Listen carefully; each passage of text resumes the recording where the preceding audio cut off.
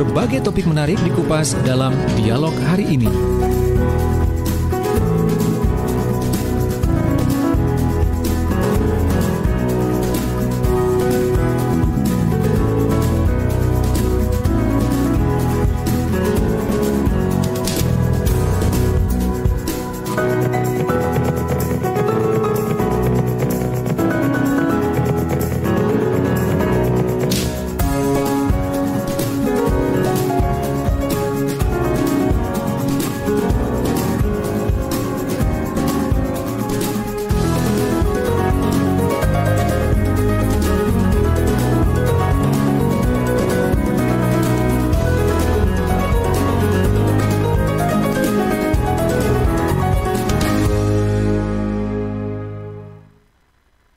Assalamualaikum warahmatullahi wabarakatuh. Halo, selamat pagi sahabat Jawa Timur. Saya Ilham Diatang kembali menemani Anda. Kali ini setiap Kamis pagi dari jam 7 sampai jam 8 ya. Kita akan mendapat wawasan baru terkait dengan informasi-informasi yang berkaitan dengan bisnis. Oke, dalam Business Talk. Dan kali ini masih bersama dengan Coach Humphrey Rusli dari Bara Coaching Indonesia. Yang nanti akan kita bahas adalah tentang bedanya suspek dan prospek. Kita tahunya suspek ini kan kayak tersangka apa gitu kan. Istilah suspek ini biasanya ternyata tidak hanya ada di istilah medis ya, tapi juga di bidang bisnis juga ada. Tapi kira-kira nanti maksud dari suspek itu sendiri pasti berbeda dong. Ya, kemudian prospek ini apa, suspek ini apa. Nah, nanti kita akan kupas bersama dengan Coach Humphrey Rusli. Dan sahabat Jawa Timur, untuk bincang bisnis kali ini disiarkan juga serentak di 3 radio di Jawa Timur, diantaranya RGR Tulungagung dan juga RSAL Nganjuk dan Praja Angkasa Trenggalek. Oke, selamat pagi untuk Anda semuanya, sahabat-sahabat yang ada di Tulungagung, Nganjuk, dan Trenggalek ya. Mudah-mudahan masih dalam keadaan sehat semuanya. Oke, masih dalam masa PPKM darurat ya. Jadi kita harus mengikuti aturan dari pemerintah, menjaga kesehatan, mengikuti protokol kesehatan, dan tentunya harus jaga imun ya, supaya nggak gampang sakit. Baik, saat ini kita sudah bersama dengan Coach Humphrey Rusli. Halo, selamat pagi, Coach. Pagi, Mas Ilham. Apa kabar ini pagi hari ini? Sehat-sehat. Sehat ya, pakai batik Ya. nih kayaknya ya. Iya. Merah, sama dong, ada merahnya di sini. Ada merah dikit. Merah-merah dikit. Oke, Coach.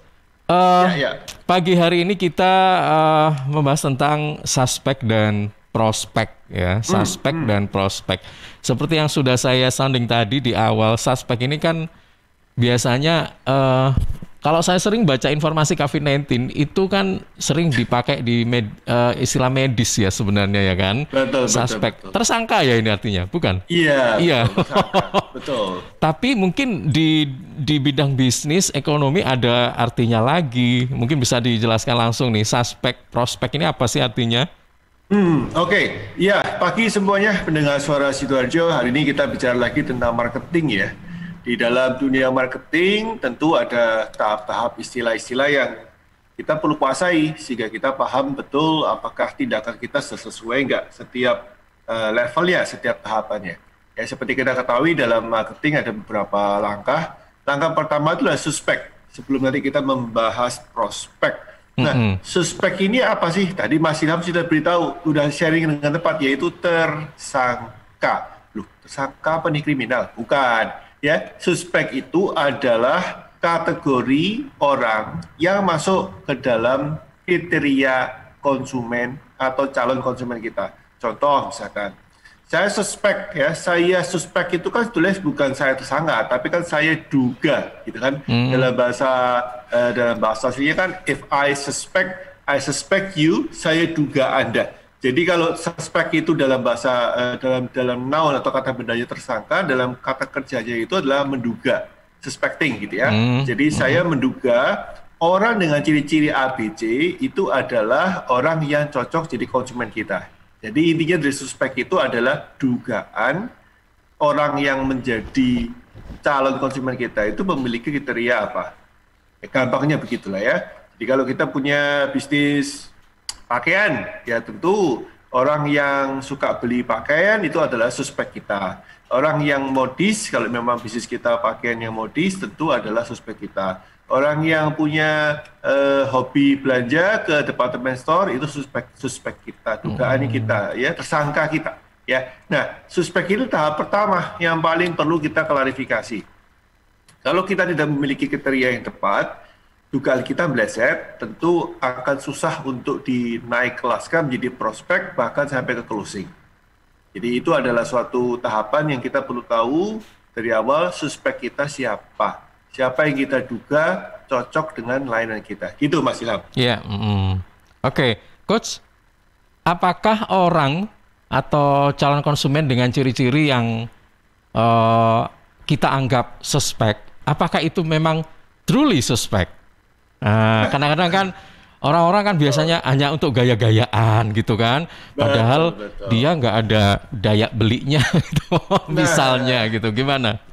Betul, itu kenapa kita harus membuat naik level ke prospek. Jadi kalau sudah masuk ke suspek, jadi tahapannya gini ya, Mas Ilham dan teman-teman menekan. Pertama adalah suspek, itu level 0. Level 1-nya adalah prospek.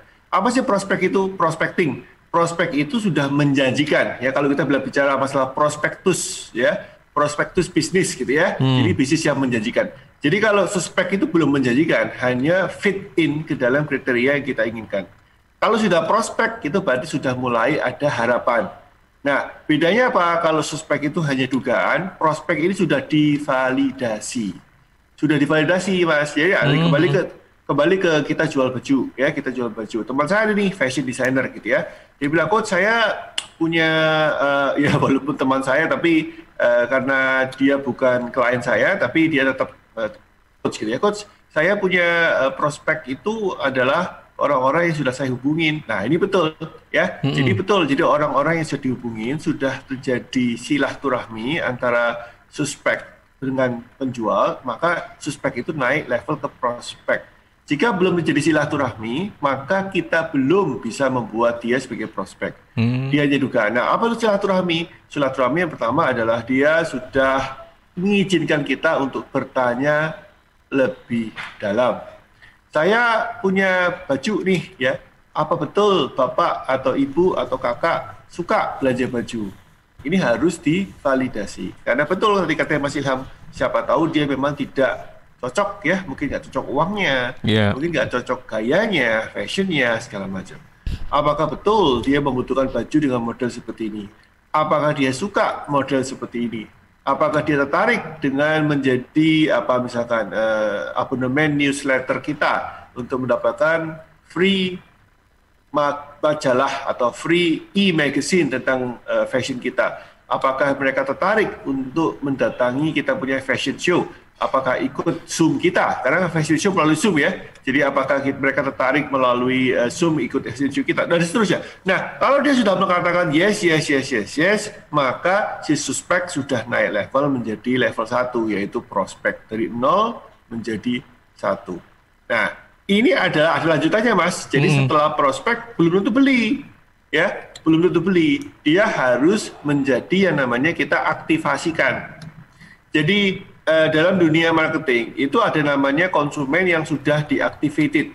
Activated itu artinya apa sih? Artinya adalah dia sudah diminta untuk mencoba membeli sesuatu dengan harga yang paling rendah atau mencoba membeli produk kita yang paling murah. Ya, itu namanya adalah aktivasi. Nah, ini adalah tahap berikutnya. Jadi prospek itu perlu diaktifkan. Jadi gampangannya itu gimana ya? Seperti baterai gitu ya. Baterainya itu masih belum dicas, belum diaktifkan. Itu belum nyala berarti. Nah, jadi setelah prospek, tahapan berikutnya adalah kita mesti activate. Kita punya prospek tadi supaya menjadi pembeli atau first time buyer atau shopper kita. Nah, tentu nih misalkan ya, Mas Ilham membeli produk si konsumen saya, teman saya yang jual baju itu. Mas Ilham belanja, mikir-mikir dong, wah ini baru pertama kali belanja, masa ya belanja mahal? Ya belanja yang paling murah lah, kamu punya barang apa sih, saya coba dulu. Oh punya baju, wah harganya bajunya 500.000. Coba deh sapu tangan aja ada nggak? Waduh, oh udah ada sapu tangan saya punya. Sapu tangan harganya berapa? 50.000. Ya udah itu aja deh, saya beli sapu tangan. Nah, ini contoh-contoh mengaktifkan konsumen. Jadi konsumen itu perlu digiring.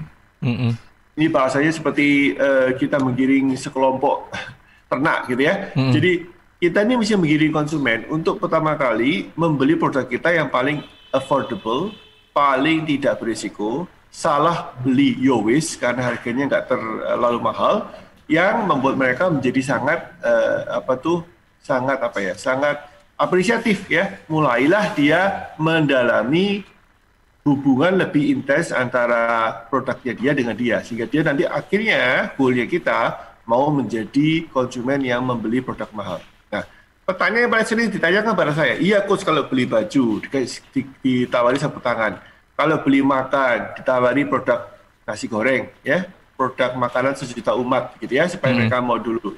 Tapi kalau saya jual mobil, kan nggak ada mobil mini gitu kan nggak ada, orang beli gantungan mau kuncinya aja. Nah, itu bedanya. Jadi kalau kita memiliki produk yang memang tidak ada versi murahnya, ya langsung mahal gitu ya, mobil, rumah, maka aktivasinya bentuknya bukan membeli, tapi dengan experience. Itu kenapa kalau dalam jualan mobil harus ada test drive. Ya, jadi proses kita membuat orang membeli sesuatu tidak perlu harus mengeluarkan uang, tapi bisa juga melalui mengeluarkan tenaga dan waktu. Jadi konsumen itu diminta waktunya dan tenaganya untuk produk mahal ya. Kalau untuk produk yang bisa dibuat versi murahnya atau varian yang murah, ya jangan cuma waktu dan tenaga, dia juga harus membeli sesuatu.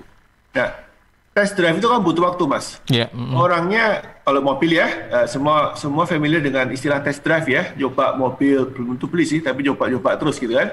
Nah, kalau punya waktu dan tenaga, dia mau invest waktu dan tenaga untuk test drive setengah hari, kadang-kadang malah diajak touring sampai pagi sampai sore baru pulang, tentu dia sudah buy-in konsepnya. Tentu dia tidak mungkin dong kalau nggak ketarik kemudian mau spending waktu dan tenaga 1 hari untuk test drive.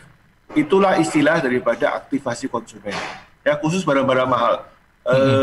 Rumah misalkan, open house. Open house itu, sebelum pandemi ya, open house itu pasti seseorang yang udah minat. Kalau saya nggak minat, nggak mungkin saya mau datang ke open house. Dan apa? Kan nggak mungkin. Ya, udah open house itu harus bersilaturahmi, hahihi, ketemu orang banyak. Kadang kalau nggak ada orang banyak atau private open house tambah susah karena kita diwawancarai, ditanyai suka warnanya ini nggak, kamarnya cocok nggak, gardennya cukup luas apa tidak, dining roomnya cukup indah apa tidak, warna temboknya cocok, dan segala macam. Pasti kita males dong kalau nggak cocok. Jadi proses aktivasi konsumen dari suspek ke prospek itu naik ke aktivasi atau first time buyer, itulah yang paling krusial. Jadi kalau kita urutkan, suspek ini baru dugaan, prospek itu sudah menjanjikan. Nah, nih banyak orang ya, coach saya di PHP-in konsumen. Lah, iyalah, berarti konsumen Anda baru di level prospek, belum aktivasi. Jadi gini, namanya prospek itu kan menjanjikan ya, prospecting itu berarti kan menjanjikan. Ya namanya menjanjikan kan bisa luput, Mas. Jadi kalau orang dibilang coach aku di PHP, ya berarti konsumen Anda baru level prospek. Namanya juga prospek, ya. Saya memprospek Anda, kan belum tentu deal. Ya tidak apa-apa dong kalau nggak jadi, ya. Jangan baper gitu loh, mestinya penjualnya jangan baperan, karena Anda di level prospek. Apalagi kalau baru level suspek, baru dugaan secara teori, belum diklarifikasi, belum ditanyakan konsumennya, belum dijadi hubungan silaturahmi. Ya tambah jauh tambah jauh banget tuh. Ya. Jadi banyak PHP itu terjadi di level prospek. Padahal dealnya bukan level prospek, dealnya itu di level aktivasi. Nah setelah diaktivasi itu barulah kita bilang namanya closing or not closing. Kalau closing, why? Apa yang kita perlu ulangi? Kalau tidak closing, apa yang terjadi? Apakah prosesnya perlu dibenahi? Apakah scriptnya perlu diimprove? Dan seterusnya. Itulah yang namanya adalah prospecting menuju ke aktivasi. Oke, gitu, Mas. Baik. Coach Humphrey, gini, kalau suspek mungkin kita praktekin di lapangan itu kalau gagal udah biasa sih. Kemudian prospek. Nah, ini kan udah di tahap yang kedua nih sebenarnya dari suspek ke prospek. Kalau misalnya memang kita sudah berupaya sekali dengan maksimal, tetapi dalam prakteknya gagal. Nah, yang harus kita lakukan kan kita pasti berusaha terus dong. Kalau misalnya langkah pertama kita sudah berupaya prospek ini gagal, kemudian nah pasti ingin mencoba lagi. Apa ya ini yang gara-gara gagalnya ini? Nah, kira-kira apa yang harus pertama kali kita ketahui dulu? Yang kita harus benahi apa dulu dan sebagainya, Coach? Oke, jadi yang pertama kali yang perlu kita lakuin adalah sebetulnya adalah menilik apakah kualitas suspek kita baik apa tidak. Ya, jadi kualitas suspek itu punya klasifikasi ya. Misalkan kita punya produk selain baju apa ya? Misalkan produknya apa nih contohnya Mas? Produk makanan sudah sering ya, baju sudah sering. Ya ini aja deh ya. Misalkan kita punya produk alat pembersih ya, alat pembersih rumah segala macam ya, misalkan sapu ajaib atau vacuum cleaner segala macam. Nah, pada intinya kita mesti tahu suspek kita itu behaviornya seperti apa. Behavior tingkah laku Mas. Ya. Tingkah laku seperti apa ya? Saya masih ingat dulu orang-orang yang di keliling ya, zaman saya kecil dulu masih kan nggak ada jual vacuum cleaner keliling dari rumah ke rumah gitu ya, masnya pakai baju putih dasi hitam gitu ya. Terus kemudian demonstrasi di kita gitu ya. Itu adalah suspek yang ingin diklasifikasikan apakah dia cocok jadi prospek atau tidak. Jadi pada saat kita punya suspek, kita tidak bisa langsung tembak langsung closing. Nah, tadi kan Mas dia bilang, kalau kita punya prosesnya ternyata kok apa yang mesti diperbaiki ya. Biasanya sebelum kita demo, sebelum kita melihat reaksinya orang tertarik apa tidak, kita udah nawarin. Ini kesalahan paling umum, gitu ya. Jadi ada istilah ini yang saya suka ya. Jangan jualan sama orang. Buat orang itu kepingin membeli. Saya ulangi lagi. Ini kalimat yang saya ulang-ulang. Jangan jualan ke orang. Buat orang itu kepingin membeli. Ini efeknya beda banget. Walaupun ujungnya sama-sama transaksi kan, betul kan? Jangan jual ke Mas Ilham. Buat Mas Ilham nafsu membeli. Nah, jadi sudut pandang inilah yang perlu diperkuat, dilatih, Mas Ilham. Nah, kelemahan banyak UMKM, kelemahan banyak UKM, itu biasanya fokusnya jualan, bukan membuat orang ingin membeli. Aduh, ini capek Mas, capek banget, ya. Karena ketika kita jualan, fokus orang itu menjadi bertahan. Jadi mainnya itu seperti main arm wrestling gitu ya, panco gitu ya, kuat-kuatan gitu ya. Aduh, ini kok urip kok setengah mampus, saya bilang ini. Kalau saya sama klien saya bilang, kalian biasanya klien saya bukan UMKM ya, sudah di level berbisnis menengah atau corporate. Saya bilang, jangan malu-maluin ya, no konsumen kok di pasar-pasar beli itu apa itu? Ya, kita ini hidup di dunia bisnis, bukan di dunia penjajahan, saya bilang gitu. Kalian bukan menjajah ya, bukan memaksa ya, ini bukan diktatorship ya, saya bilang gitu ya. Terus gimana coach? Orang kan perlu dirayu untuk membeli. Jawabannya itu dirayu untuk membeli, bukan dipaksa membeli. Nah, jadi konsep suspecting itu yang pertama kali perlu divalidasi apa nih? Satu, apakah orang itu cocok atau tidak? Udah saya jelaskan ya, secara demografi, secara ya masa ya saya jual baju wanita ke laki-laki, udah pasti salah kan? Ke demografi, ke sosial, psikografi, cocok tidak secara emosional. Kemudian satu lagi, kita harus membuat mereka mulai aware dan sadar dengan keinginannya dia. Nah, orang itu perlu dibuat aware. Aware itu sadar bahwa dia sebetulnya ingin juga ya. Misalkan tiba-tiba, aku sebetulnya ingin juga ya punya vacuum cleaner yang bisa jalan sendiri seperti robot. Itu ya di mall-mall itu ya, yang jalan sendiri. Enak juga. Nah, itu perlu dibangkitkan, Mas. Nah, tugas seorang marketing, bukan sales ya, ini salah ya. Ini tugas marketing, bukan sales. Tugas marketing itu market kan pasar ya. Tugas marketing itu membangkitkan daya rasa ingin membeli. Itu tugas dari marketing. Nah, suspek itu belum mau beli. Prospek itu sudah menjanjikan. Kenapa disebut prospek itu menjanjikan? Karena dia sudah muncul hasrat membeli. Nah, itu kenapa kebanyakan pada umumnya kesalahan pada dasarnya, kesalahan pada awalnya adalah kita fokus untuk bicara fitur, kita bicara ukuran, kita bicara bentuk, kita bicara testimonial. Loh, salah Coach, bukan. Testimonial itu tempatnya bukan di suspek ke prospek. Testimonial itu tempatnya di prospek menuju aktivasi. Ya, jadi kalau kita itu melakukan testimonial, ini kemarin saya bikin konten di Instagram saya gitu ya. Kemarin itu kapan, minggu lalu, kali udah agak lama ya. Jangan kasih testimonial itu ngawur gitu loh. Testimonialnya diberikan pada saat orang belum muncul ingin rasa membeli. Loh, ya piye ya. Saya nggak suka makan, misalkan apa, nggak suka makan jengkol, gitu ya. Saya nggak suka makan pete, saya nggak suka makan jengkol dan pete. Ya. Anyway, semua yang berbau-bau itu saya nggak suka. Pada akhirnya kemudian ada penjual jengkol dan pete, dikasih testimoni. Ini loh temannya Coach Humphrey itu suka banget pete. Dalam hati saya apa? Emang gua pikirin, gua nggak suka kok. Nah, itulah fatalnya testimonial, karena kita memberi di depan ketika orangnya belum ditimbulkan hasrat untuk membeli. Iya. Ya, jadi saya ulangi lagi ketiga kalinya, jangan jual produk ke orang. Buat orang itu ingin membeli produk Anda. Ini bedanya jauh banget, Mas. Kelihatannya sama ya. Jangan jualan bikin orang ingin membeli. Loh, bedanya percaya saya. Berarti ingin apa dong, Coach? Ingin untuk mendapatkan manfaatnya. Good questions. Nah, jadi ketika saya nggak suka jengkol nih, ini ujungnya kembali ke makanan. Tadi habis dari vakum ke makanan lagi. Apa lah ya?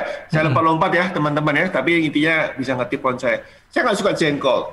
Ya, karena saya nggak suka aromanya, saya nggak suka baunya, panjennya, busuknya, segala macam. Tentu saya nggak bisa dong ditawarin sesuatu yang istilahnya enak loh, wangi loh. Seperti misalkan kalau Mas Ilham, misalkan contohnya nggak suka durian. Durian itu kan baunya buat semua orang itu kan memabukkan karena enak. Satu orang lain bilang memabukkan karena mau muak gitu, mau muntah gitu ya, karena baunya. Kita nggak bisa dong bilang sama orang yang nggak suka baunya karena mau bikin muntah, baunya ini wangi loh. Kan dalam hati bilang apa? Wangi gundulmu gitu kan, wangi dari Hong Kong gitu kan, baunya kayak dibilang wangi. Jadi nggak bisa kita ngotot untuk kategorial apa itu namanya? Panca indera kita atau kategorial itu maksudnya sesuatu yang kita anggap bilang enak, saya bilang nggak enak. Kita mesti ubah. Nah, dari suspecting ke prospecting, ini mengubah gaya bahasa berdasarkan buyer persona. Jadi ini udah masuk ke teknik lebih detail lagi. Namanya ada buyer persona. Apa sih buyer persona itu? Buyer persona itu adalah psikografi. Jadi kondisi psikologis daripada konsumen kita. Jadi kalau saya nggak suka jengkol, karena baunya, Coach Humphrey nggak suka jengkol karena baunya. Nah, si penjual mulai berpikir dan membuat strategi untuk membuat saya jadi prospek. Ingat, prospek itu adalah orang yang menjanjikan. Kenapa menjanjikan? Karena kita sudah muncul aware untuk membeli.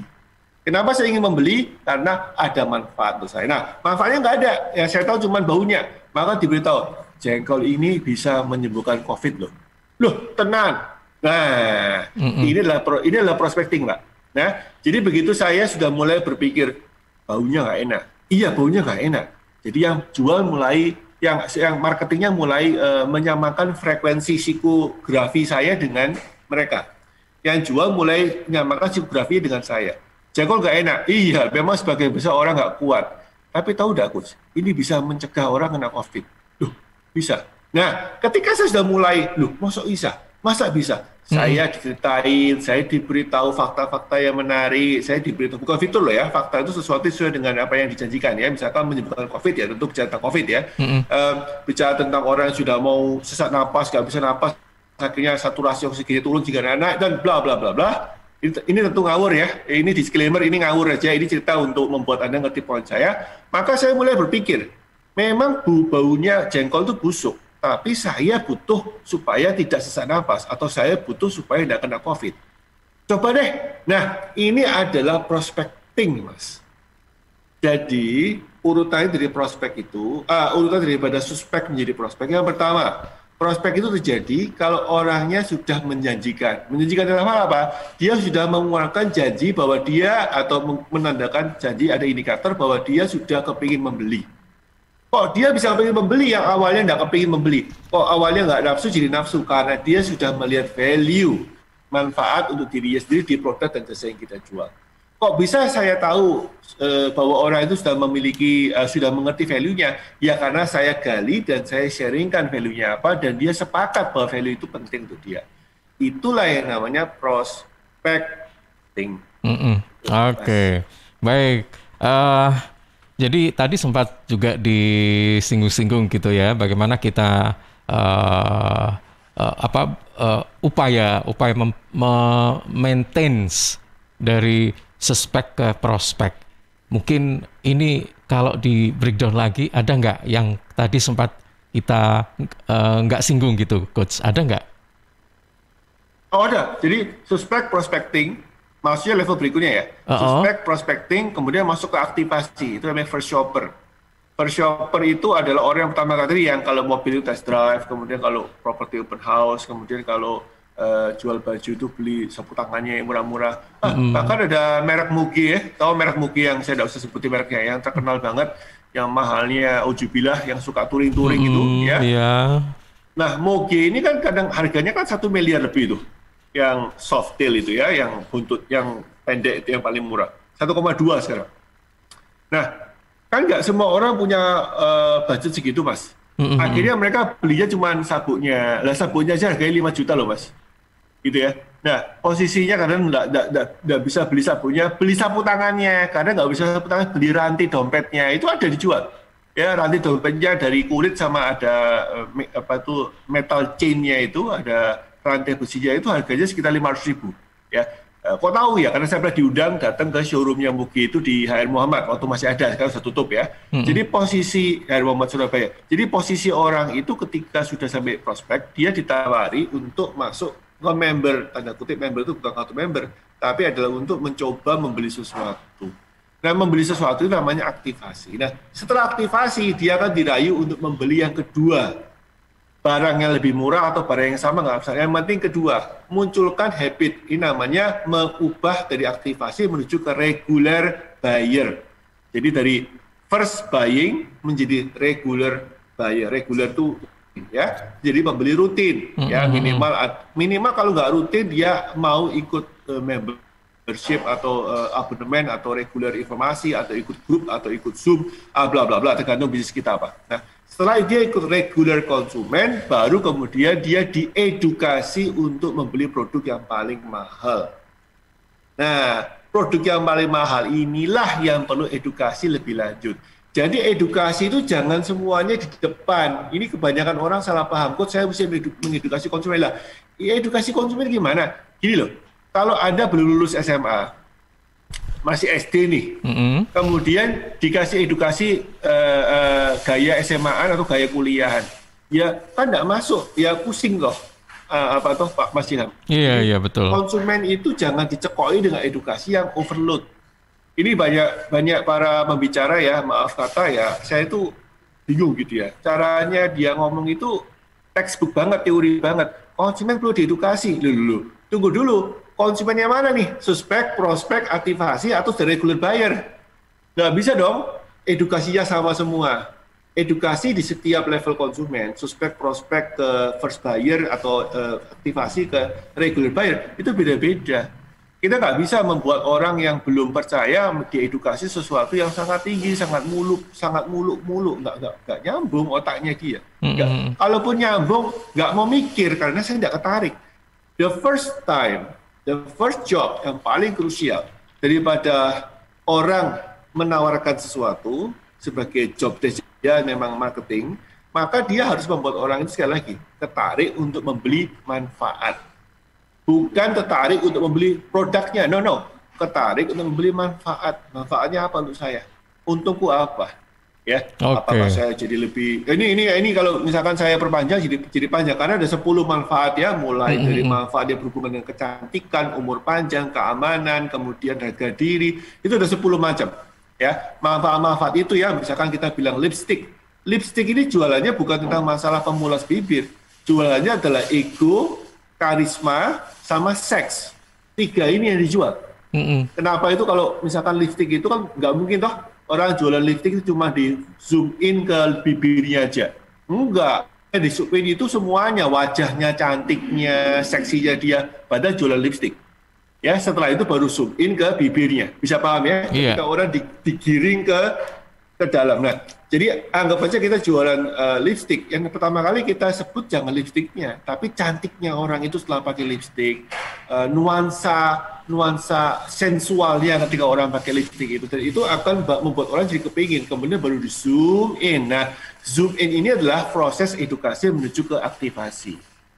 Oke. Gitu, Mas. Setelah itu dia jadi lagi edukasi untuk ke produk yang lebih mahal nanti. Oke, aduh, semakin menarik saja ya perbincangan kita pagi hari ini.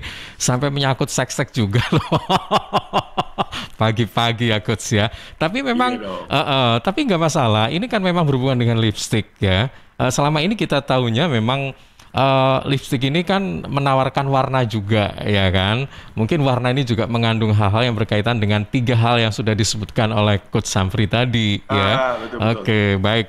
Coach, nanti kita akan lanjutkan kembali obrolan kita pagi hari ini. Untuk sahabat Jawa Timur yang ingin bertanya silakan ya di 0318961514 atau melalui WhatsApp di 0811309109 atau pertanyaan juga bisa disampaikan melalui media sosial kami Suara Sidoarjo. Banyak ini ya. Ada Facebook, ada Instagram, ada ya.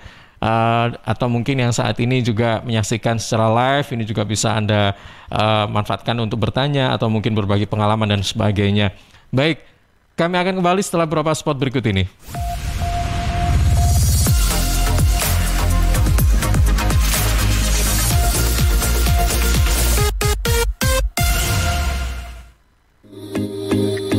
Selama penanganan pandemi, pemerintah beberapa kali melakukan pembatasan dengan aturan yang berbeda. Ada PSBB, pembatasan sosial berskala besar, dilanjutkan dengan PPKM, pemberlakuan pembatasan kegiatan masyarakat. Kemudian diteruskan dengan PPKM dengan skala mikro. Dan saat ini pemerintah melakukan PPKM darurat. Seperti apa perbedaannya? Ini penjelasan dari Emil Elistiantor Dardak, Wakil Gubernur Jawa Timur. Baik, begini, PSBB itu kan sebenarnya baku ya dulu ya. Ada peraturan Menteri Kesehatan yang menjelaskan mengenai PSBB. Begitu, dan itu menjelaskan operasionalnya dari PSBB. Nah, bedanya memang kalau PPKM ini pertama, kalau PSBB itu kan memang membatasi apa saja yang boleh beroperasi. Sedangkan kalau PPKM itu membatasi bagaimana sebuah kegiatan beroperasi. Itu bedanya. Jadi bedanya yang satu ini boleh, ini enggak. Nah, yang di PPKM rata-rata boleh tapi ada pembatasannya. Dan kini dengan melihat semakin banyaknya kasus konfirmasi disertai semakin tingginya tingkat hunian rumah sakit, pemerintah melakukan PPKM darurat. Banyak kemiripan antara PPKM darurat dengan PSBB. Karena PPKM darurat ini mendiferensiasi kegiatan menjadi esensial, kritikal, dan di luar dari esensial dan kritikal. Nah, untuk di luar dari esensial dan kritikal, pemberlakuannya relatif sama dengan PSBB.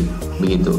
Nah, cuman mungkin yang membedakan landasan peraturannya adalah memang ada menu yang berbeda dari PSBB. Nah, mungkin memang PPKM ini kan adalah satu paket yang komprehensif. Baik PPKM-nya maupun PPKM mikronya itu jadi satu. Dengan pemberlakuan PPKM darurat, targetnya ada penurunan kasus dan tingkat hunian pasien di rumah sakit. Lihat nih Jeng, Cheers punya kemasan baru 230 ml.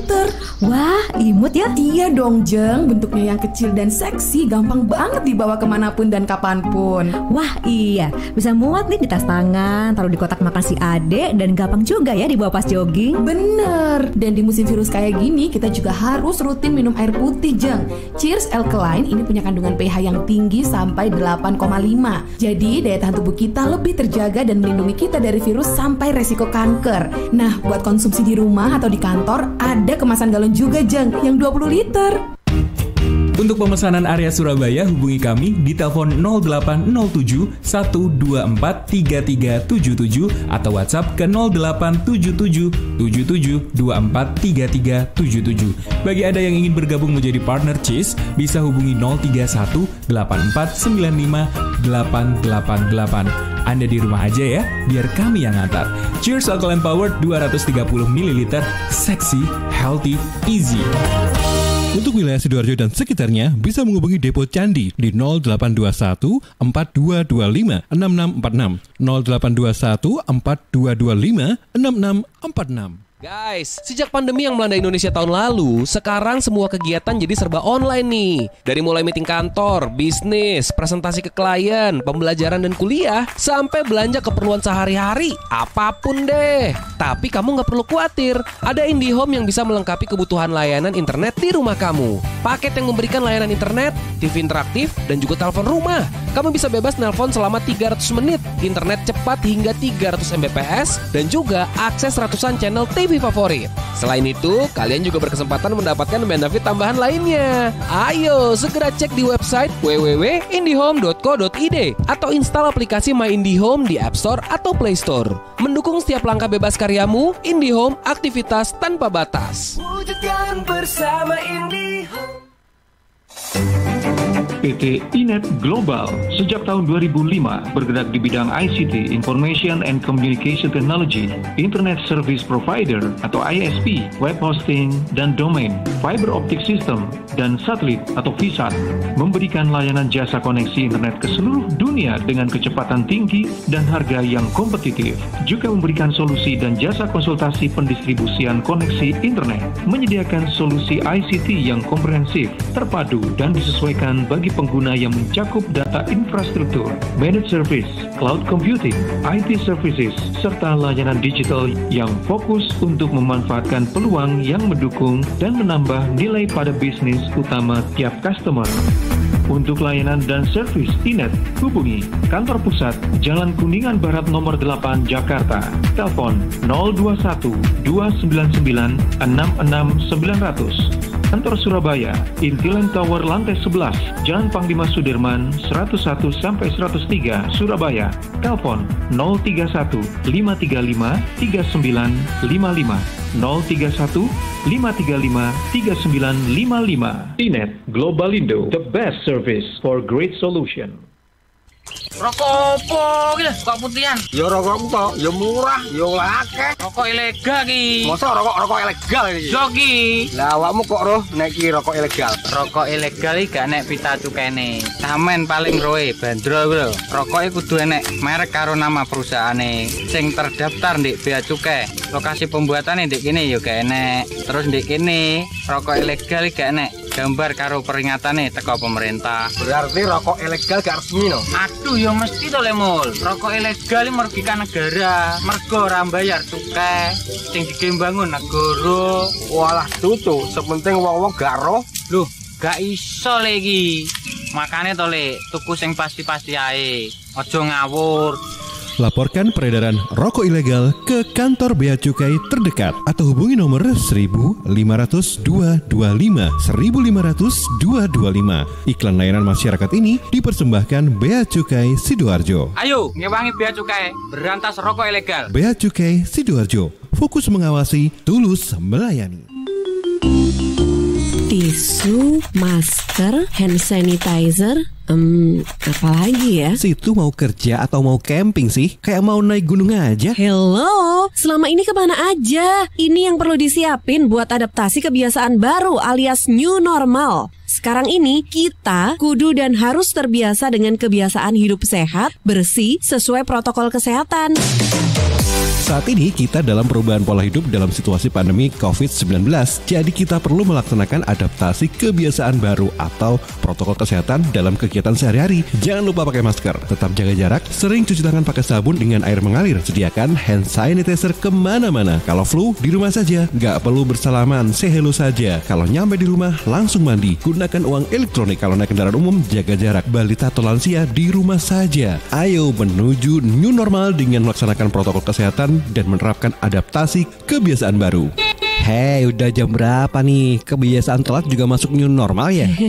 Ada yang kurang satu, uang sakunya belum. Iklan layanan masyarakat ini persembahan Dinas Kesehatan Kabupaten Sidoarjo. Suara Sidoarjo, lembaga penyiaran publik lokal pemerintah Kabupaten Sidoarjo. Sahabat, sering bertambahnya usia, tubuh mulai bersifat asam atau asid sehingga mudah terserang penyakit. Karena itu segera perbaiki pola makan dan perbanyak asupan alkaline seperti sayur, buah, dan Cheers Alkaline Power. Cheers Alkaline, air minum kesehatan dengan pH tinggi 8,5 yang setara dengan sayur dan buah serta punya 6 manfaat, yakni meningkatkan metabolisme dan daya tahan tubuh terhadap virus, menjadi antioksidan alami pencegah kanker, menjaga kekuatan tulang dan gigi, membantu penyerapan mineral lebih efektif, membantu hati dan ginjal, membuang racun dari tubuh serta mencegah sakit PAH. Info lengkap Cheers Anda hubungi Sutrisno 0821 4225 6646. Sekali lagi 0821 4225 6646. Cheers, healthy drinking water. Suara Sidoarjo, lembaga penyiaran publik lokal pemerintah Kabupaten Sidoarjo. Dan sahabat, jangan lupa ya, nanti jam 9 sampai 10 Anda bisa ikuti talkshow. Nanti ada 2 talkshow dari jam 9 sampai 10, jam 10 sampai 11. Untuk jam 9 sampai 10, ini bersama dengan sahabat-sahabat dari Dewan Pendidikan Kabupaten Sidoarjo. Temanya adalah problem psikologi orang tua dalam menyikapi pembelajaran daring bersama dengan Bapak Dr. Ahmad Fatoni Rodi MPD dan Bapak Haji Nanang Wahyono ST MPD. Kemudian untuk talkshow berikutnya ini dari jam 10 sampai jam 11 bersama dengan sahabat-sahabat dari Dinas Kesehatan Kabupaten Sidoarjo. Temanya adalah kenapa saat ini harus 6M. Nah, ini Anda bisa simak live streaming YouTube di channel Suara Sidoarjo Live dan juga radio streaming di www.suarasidoarjo.id, interaktif di 031 896 1514 atau WhatsApp di 08 11309 1009.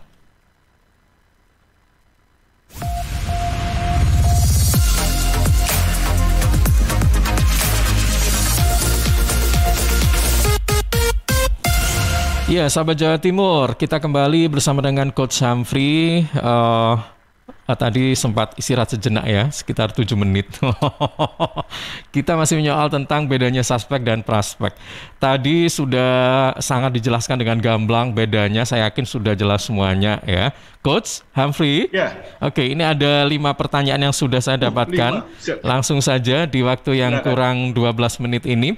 Dari Dion yang ada di Balung Bendo. Apakah betul suspek bisa dibilang berhasil itu kita harus juga mengunci dengan kontrak? Oke. Kemudian dari Twitter @rena00, kalau prospeknya sudah berhasil terbangun tapi ternyata malah kita kolaps tiba-tiba, nah itu bagaimana ya solusinya seperti itu ya Coach ya? Kemudian dari @Dendi Rindang, nah Dendi Rindang ini jadi intinya ketika kita masih suspek maka kita harus perkuat dengan prinsip iklan yang membuat konsumen untuk membeli. Nah, apakah ini tanda customer akan setia ke kita? Gitu. Kemudian dari Laila yang ada di Buduran, Coach, alurnya dari suspek ke prospek, apakah kita memang harus secara maksimal atau getolin bikin nilai ke produk, baru kita kasih testimonial? Apakah begitu? Kemudian yang terakhir dari Ibu Ira yang ada di Trosobo, bagaimana menghadapi konsumen yang brand minded? Ini agak susah ya, karena meskipun kita punya produk, bayangannya si produk X itu misalnya, tapi kalau sudah maunya X itu agak susah. Nah, ini gimana Coach caranya supaya beralih ke produk Y atau produk ABC dan sebagainya? Silakan. Ya, thank you. Saya jawab yang paling akhir dulu karena ini paling menarik ya. Jadi sebetulnya dari posisi suspek, prospek, aktivasi, kemudian jadi regular buyer, itu adalah level paling tinggi, Mas. Level paling tinggi itu kita bilang namanya fanatisme atau fanatik. Nah, jadi fanatisme itu adalah tadi yang disebutin, mereka sudah brand minded. Jadi kalau dalam posisi tangga level kematangan konsumen kita, suspek itu level 0, prospek level 1, aktivasi atau first shopper itu level 2, regular buyer level 3, kemudian baru kita masuk ke level fanatisme level 4. Ya, jadi posisi kita sekarang sudah jelas bahwa konsumen kita ada di level 4. Tadi yang Ibu terakhir tanya sama saya. Nah, gimana caranya kita mengubah dia? Ya ini yang kita bilang, mereka yang menciptakan brand tadi sudah mengerjakan PR dari level 0, 1, 2, 3 sampai level 4. Nah, tentu nggak bisa dong sekedar kita bilang, udah kamu turun level aja, mulai dari sama-sama suspek. Yang kita bisa lakukan adalah menciptakan tangga kita sendiri menuju ke level 4 ala kita. Ya, jadi contoh seperti ini, ada nggak orang yang suka brand minded ke sabuk merek A, tapi juga beli sabuk merek B? Ada. Ya, kita tidak ada mendua ya? Bisa mendua. Nah, tugas kita adalah bisa meniga juga dong. Bisa meniga, memempat, melima, boleh, gitu ya. Ya, kamu juga boleh ya. Cuman biasanya mereka memiliki yang namanya niche. Niche itu adalah keunikan yang tidak mau diganti oleh merek lain. Misalkan sabuk merek A, katakanlah merek A, Apem gitu ya. Sabuk merek Apem ini saya fanatik karena dia paling bagus dari sisi bahan kulitnya. Oh iya, tapi kalau sabuk merek Baim, merek V, dia bukan kulitnya yang paling bagus, tapi modelnya paling fashionable. Nah, itu namanya niche. Keunikan atau ceruk pasar. Niche atau niche itu ceruk pasar, ceruk produk kita. Nah, kalau kita bilang gimana membuat orang itu supaya tidak itu, justru saya tidak mau ikut terjebak ke dalam program follow me. Follow me itu berarti sabuk tadi yang dijual karena kekuatan di kulitnya, kita juga buat sabuk yang mengaku kulitnya juga bagus tapi harga lebih murah. Ini yang salah kaprah, karena konsumen kita nggak akan mau berpindah karena niche-nya itu sama, sedangkan di otaknya dia sudah ada brand yang mengunci hatinya. Maka untuk membuat konsumen ini mendua atau mentiga, gitu ya, harus kita buat niche yang uniknya beda dengan niche yang sudah ada di brand minded tadi. Semoga masuk akal ya. Jadi tidak boleh sama plug. Kalau sama plug kita nggak bisa, kita dianggap sebagai copycat. Begitu orang membeli karena brandnya, nggak akan mau beli produk yang lebih murah walaupun harganya lebih murah, walaupun produknya mirip, karena dia yang dibeli brandnya. Ini kalau ada yang fanatik merek handphone A, kan ya terkenal ya, yang Steve Jobs segala macam yang buat itu merek handphone Apple itu ya. Pasti nggak mungkin dong mau dikasih nama merek yang sama, model yang sama, tapi mereknya adalah jeruk gitu ya. Kan Apple jeruk, mangga. Tidak mungkin dong mau. Mereknya adalah merek jeruk, tapi sama semua dengan Apple, cuman bedanya ada di merek, harganya setengahnya. Orang nggak percaya lah Bu, susah kan? Karena sudah fanatik dengan brand A. Maka muncullah merek Samsung. Ini saya bukan brand besar nggak apa-apa karena nggak sudah terlanjur besar gitu ya. Maka Samsung itu memposisikan diri bukan Apple. Maka orang yang suka Apple juga bisa beli Samsung. Itu caranya Bu. Tapi kalau kita bilang, itu Apple, handphone saya juga Apple. Loh, ya nggak bisa dibeli sama dia. Ngapain saya beli KW kalau saya berbedanya mainnya ke Apple? Gitu ya, Ibu ya, semoga menjawab. Jadi jangan jadi Apple, jadi Samsung. Terus pertanyaan yang pertama, yang tadi menarik. Coach, saya kalau suspek itu pakai second contract. No, suspek tidak ada kontrak-kontrakan. Suspek itu tugas, saya ulangi lagi teman-teman, suspek itu tugasnya adalah membuat orang terangsang untuk memiliki, belum tentu membeli, tapi terangsang untuk memiliki. Ini pakai bahasa yang paling vulgar yang di otak saya, semoga masuk akal. Tugas daripada suspek, tugas daripada marketing di level suspecting adalah membuat orang itu terangsang untuk memiliki. Bisa dia mau memiliki tapi tidak mampu, itu urusan ketiga atau keempat. Bisa dia ingin memiliki tapi dia tidak tahu cara pakainya, kita edukasi. Bisa dia hanya sekedar ingin tapi dia tidak pernah beli, bisa juga. Dan itu bebas. Suspek ke prospek tidak bisa diikat dengan kontrak apa. Jawaban saya tugas kita adalah membuat orang terangsang untuk memiliki. Nah, tugas daripada orang yang sudah di level prospek, yang sudah terangsang tadi, adalah diedukasi bagaimana cara memiliki. Jadi kalau orang itu belum terangsang, jangan diedukasi bagaimana cara memiliki. Edukasilah dia supaya terangsang, supaya tergerak, supaya berminat. Setelah minat, edukasi bagaimana cara memiliki. Bagaimana cara membeli, bagaimana supaya tidak ketipu, bagaimana cara supaya untung ketika membeli, bagaimana. Nah di sini ada level-level, misalkan garansinya, ada level uang kalau nggak jaminan, kalau nggak puas uang kembali. Ini di level prospecting menuju ke aktivasi atau first time buyer. Ya, itu caranya. Jadi nggak ada kontrak tuh. Terus pertanyaan berikutnya, kalau collapse, kalau collapse kan salah sendiri ya. Kalau sudah prospecting terus, ini kayak orang ajak pacaran gitu ya. Yang laki ajak pacaran, yang perempuan bilang mau, tiba-tiba dia berubah pikiran nggak jadi pacaran. Bukan dia salah sendiri. Kan, iya dong. Oke, kok pacaran dah, anggap aja ngajak nonton bioskop lah ya. Ini zaman sebelum PPKM ya. Sudah diajak susahnya setengah mati si cewek, kemudian cowok bilang last minute, dia bilang udah nggak jadi nonton. Lah, gimana caranya? Ya kembali lagi dari nol, minta maaflah kepada cewek itu, minta maaf kepada konsumen itu. Kemarin saya ada masalah sehingga nggak bisa ngajak nonton bioskop, ini saya reschedule boleh nggak? Belum tuh mau loh ya, belum tuh mau kan, sudah terlanjur disakiti kan? Nah kira-kira gitu. Itu pertanyaan yang kedua. Terus yang ketiga, tadi yang kelima saya jawab 2. Ketiga apa mas pertanyaannya? Yang ketiga ini jadi intinya ketika kita masih suspek, apakah kita perkuat dengan prinsip iklan yang membuat konsumen membeli? Nah dengan begitu apakah itu tanda-tanda customer akan setia ke kita?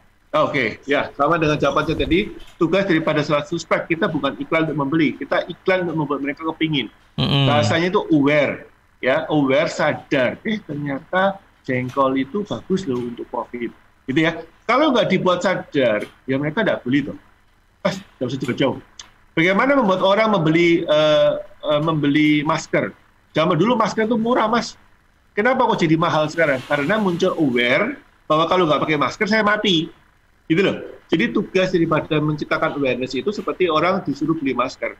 Dulu orang suruh beli masker, saya aja nggak mau, sakit aja, saya nggak pernah pakai masker kok, sampai dimarahin sama istri gitu ya. Batuk aja nggak pernah pakai masker. Nah sekarang saya ke minimarket aja pakai masker double, pakai face shield pula. Kenapa? Karena takut mati gitu ya. Jadi konteks ini adalah aware ini yang perlu kita tampilkan dulu. Jangan jualan dulu. Kalau kita jualan dulu, ingat tadi ya, orang tidak mau dijualin. Orang mau dirayu supaya dia kepingin membeli, gitu ya. Jadi posisinya jangan dibalik ya. Oke, pertanyaan keempat yang terakhir mas, apa itu? Yang keempat, sebentar. Alurnya suspek ke prospek. Apakah yang pertama itu memang kita harus getol atau maksimal bikin nilai ke produk kita, baru kita kasih testimonial? Apakah alurnya begitu? Betul. Ya, jadi pertama kita ajari mereka, kita edukasi mereka tentang manfaatnya dulu. Kemudian kita edukasi mereka tentang cara membeli, cara memiliki yang benar. Gitu ya. Kemudian kita edukasi tentang cara untuk mengoptimalkan produk kita. Nah, oke, by the way, ini karena panjang waktunya mepet, jadi kalau ingin belajar lebih lanjut, kita ada event nih, namanya digital marketing. Kenapa sering gagal? Jadi judulnya digital marketing, ya marketing ini tapi di platform digital.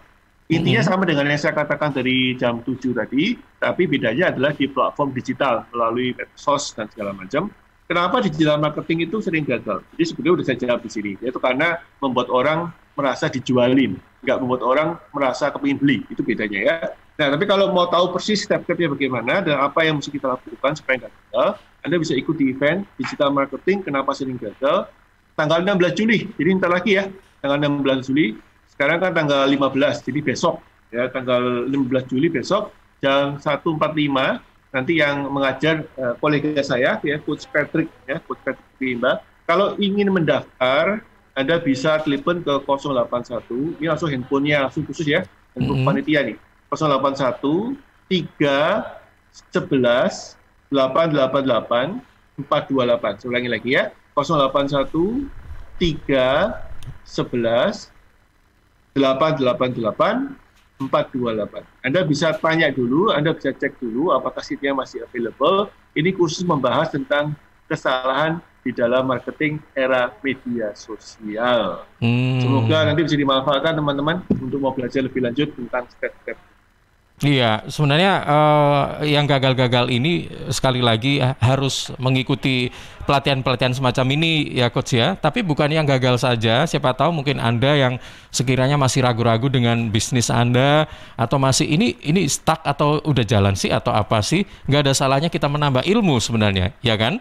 Ya. Oke, digital marketing kenapa sering gagal? Sekali lagi, digital marketing kenapa sering gagal? Ini bisa Anda ikuti besok 16 Juli jam 13.45 ya. Tadi nomor handphonenya kalau ingin daftar sudah disebutkan oleh Coach Humphrey.